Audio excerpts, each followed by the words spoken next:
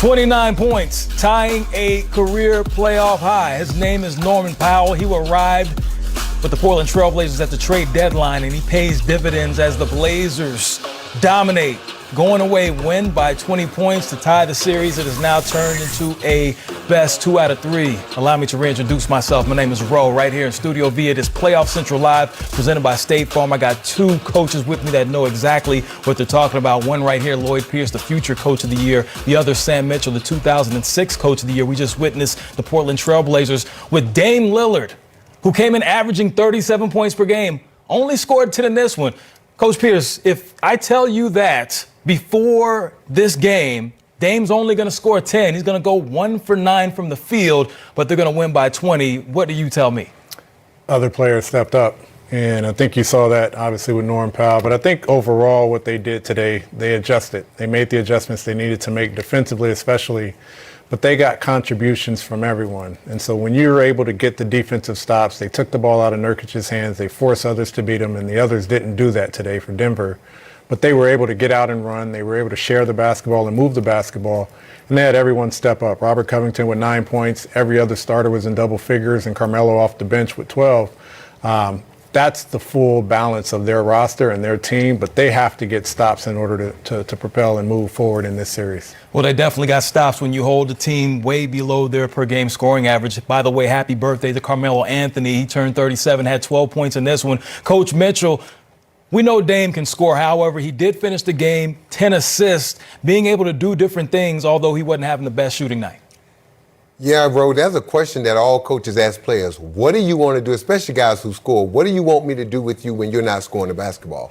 And players look at you funny because if that's what you're going to hang your hat on, that's how coaches are going to play you and treat you. But when you look at Dame, the 8 rebounds, the 10 assists, and if you're Portland, you got to be ecstatic. Dame Lillard had probably one of the worst games offensively that he will ever have, and yet you blow out the Denver Nuggets in Game 4 at home. And then the thing about it, you were able to rely on your defense, something that we talk about Portland.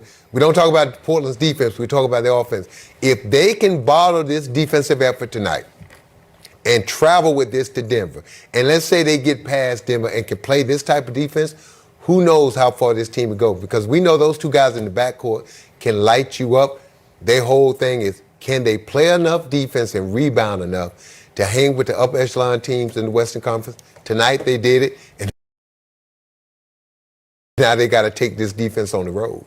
Now we talk about that backcourt. They only, and I say only, I say it like on purpose, they combined for only 31 points when you're talking about Dame and CJ, but they're still able to win. Let's go to the other side. We look at Nurkic. Well, let me start by talking about the Joker first, because we know that he's most likely the leading candidate for MVP. In this game, held to 16-9, only 1 assist.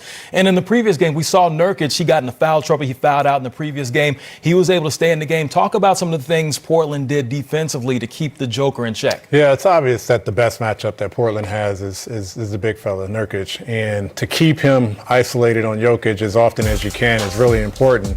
But the more important thing is, can you put him in a crowd? Can you get into his body? Can you crowd his space? When he does put it on the floor, do you have a crowd with your weak side defenders?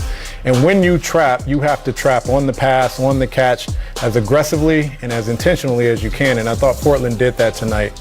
But being physical with the big fella, taking and limiting his touches and making others have to beat them was the game plan for Portland today. And none of their other guys stepped up.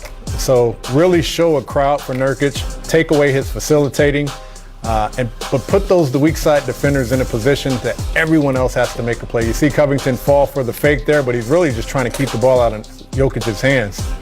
They're up on all of the pick and rolls. They're forcing those defenders to go under with the ball handler, but they're not letting Jokic catch the basketball. He likes to catch it at the nail. He likes to catch it on the post. They took all of that away today. Yeah, they did. When you talk about players not being able to step up, we already know that you have P.J. Dozier out. You have Will Barton. Jamal Murray, of course, is out for an extended period with that injury. Then you have guys like Michael Porter Jr. who aren't necessarily contributed like you think they were, only 3 points. Coach Mitchell, talk about the others for the Denver Nuggets. We didn't get anything from them like we might have expected. What do you think happened? Well, it's just a bad game, man. Look, on the road is tough anyway, even during the regular season. The playoffs are even tougher. The fact that Denver came in and was up 2-1 in this series, you know, they probably took their foot off the gas a little bit and got caught up into that. You know, when you're winning, you tend to take your foot off the gas. But I just think for Denver, it was just a bad game all the way around. The good thing about it is one game. And I used to tell my players this all the time. During the playoffs, it doesn't matter whether you lose by 1 or 25. It does not matter. The only thing that matters is the next game. And we all know Game 5 is pivotal. And if you're Denver, even though you're down with numbers as far as injuries, and you said it, bro, that Game 5 at home, the Denver crowd is going to be into it. Expect them to come out and play with a lot more energy, a lot more toughness, because they understand. I think it's like, if I can remember correctly, 84 to 85% of the winner of Game 5 goes on to win the series. Yeah, I was actually about to pull that up right here. You beat me to it. I'm going to remind you of that stat momentarily because I do have it. I just have to write it out real quick, or mark it, as I should say. And Coach Pierce, I'm going to come back to you because we know this team has been, when I talk about this team, Portland. So every single year, we see that they come on late and they start to play their best basketball towards the end of the season.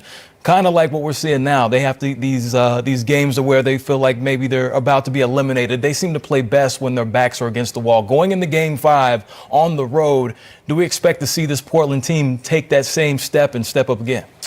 Well, I think there's a sense of confidence knowing that Dame only scored 10 today, and he saw another player such as Norman Powell step up, score 29, score career high. He knows that there are other guys that can get it done. He didn't have to do it today, but he knows going into Game 5 in Denver in a hostile environment, it's going to be Dame Lillard time. And so they've been here before. They've had some health issues in the past. Nurkic is back. They've got Covington. They've got those other guys that can come in and provide small ball defense.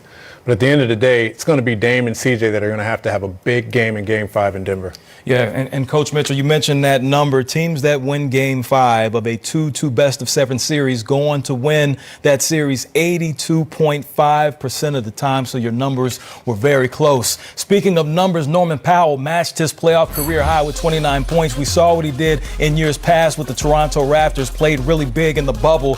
Hey, this game, he stepped it up as well. They call him Stormin' Norman, averaging 14 points, which is modest, pretty much doubled that with 29, and had not a miss from three-point territory. So we see him right here. Now it's time to listen to him, Norman, after the game.